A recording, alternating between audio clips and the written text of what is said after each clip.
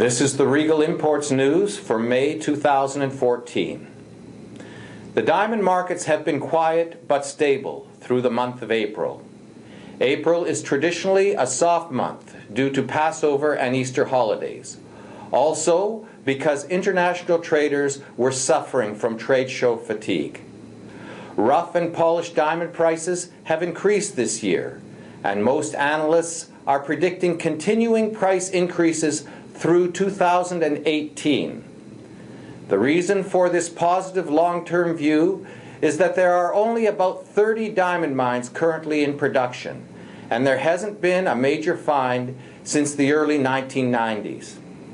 As these producing mines mature, they usually convert from open-pit mining to underground operations. Underground operations produce fewer diamonds and have higher operating costs, and this translates to higher prices. There are fairly radical theories being bantered about that lab-grown diamonds will make up for any shortfall in natural diamond supply. Personally, I don't view lab-grown diamonds from this perspective. I see lab-grown diamonds as a separate and unique category, not to be confused with natural diamonds. That being said, De Beers is the world's largest producer of lab-grown diamonds, and they have refused to give Botswana a guarantee stating that they will not take their supply of gem-quality lab-grown diamonds to market.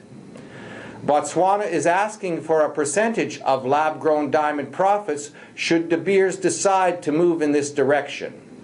Botswana feels entitled to this percentage guarantee, as De Beers is a partner with Botswana in diamond mining, and they are asking for a contractual compensation for any loss of sales on natural diamonds.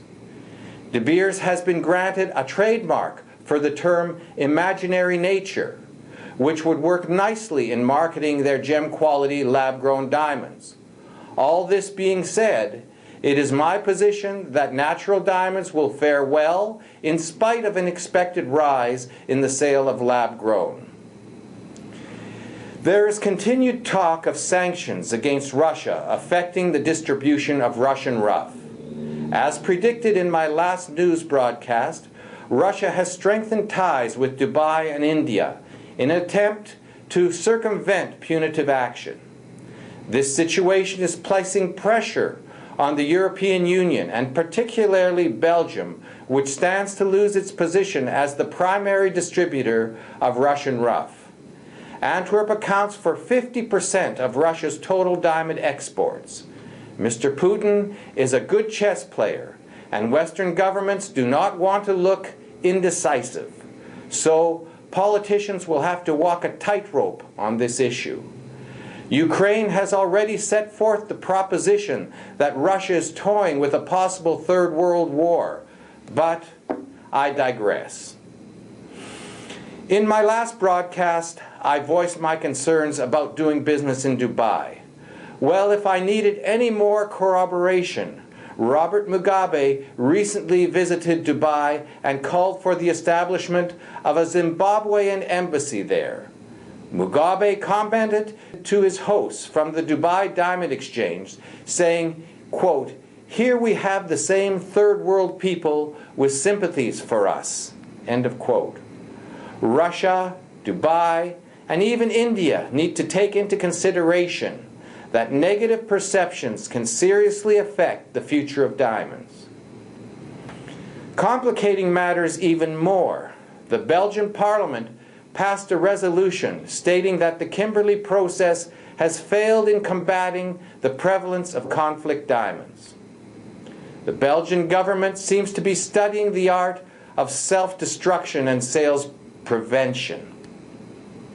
Even more confusing, the United States Court of Appeals has overturned a ruling on conflict minerals, stating that the term conflict minerals is not easily defined, and using the term in legislation violates the First Amendment. So, Belgium is moving in one direction against its country's interests, and the United States judicial system is overruling U.S. government policy. NGOs are calling the U.S. court ruling a major step backwards for atrocity prevention and corporate responsibility. However, most industry players view chain of custody initiatives as overly burdensome. A recent opinion coming from the Security and Exchange Commission states that the U.S. insistence on precious mineral chain of custody legislation has been profoundly counterproductive, both impoverishing miners from the third world countries and costing industry billions of dollars in compliance costs. Industry and governments are playing a dangerous game in the court of public opinion, pitting the Kimberley process against the U.S. precious mineral legislation. All in all, the entire situation is a mess, and it all stems from the short-sighted legislation put forward by the U.S. government. Without going into too much more detail, the United States doesn't like the way the Kimberley process is evolving, and so it has created legislation which imposes its own will on the rest of the world. The diamond industry is caught up in this difference of opinion and confusion. New attitudes require new ideas. Diamond professionals need to move on and not rely on old slogans like "a diamond is forever" to emotionally move a new generation. Slogans like this are just old-fashioned to the younger consumer. Industry must be very concerned with how it presents itself to the younger consumer. Just as worn out as the slogan "diamonds are a girl's best friend" is the dead-end concept of marketing price and commodity. Current marketing trends target individual identity as opposed to major brand identity. The reasons for moving to a more individual approach is both to avoid showrooming and to create a unique experience. According to a speaker at the AGS Conclave, brands have moved away from being a status symbol now that they are so prevalent.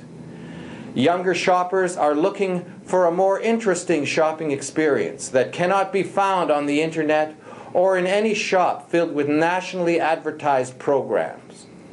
The concept of mimicking the internet or selling the same product as many other stores is just not cutting it with younger consumers. They are hungry for the new and modern. They want positive feelings when purchasing diamond products, and this cannot be achieved when marketing commodity and price with a side of controversy. Try this example. Groupon has been selling engagement rings with a $10,000 discount. A 1-carat princess cut diamond ring, regular $11,299, they will sell for $999.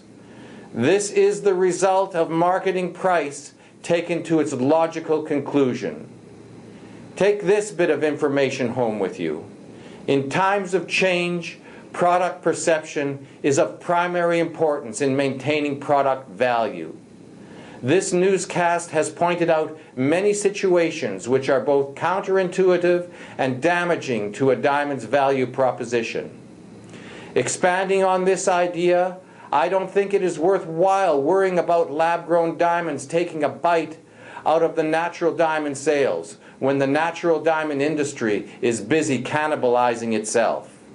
I will summarize this with a quote from the old Pogo comic strip. "We have met the enemy, and he is us." And that's the Regal Imports News for May. Thank you so much for watching.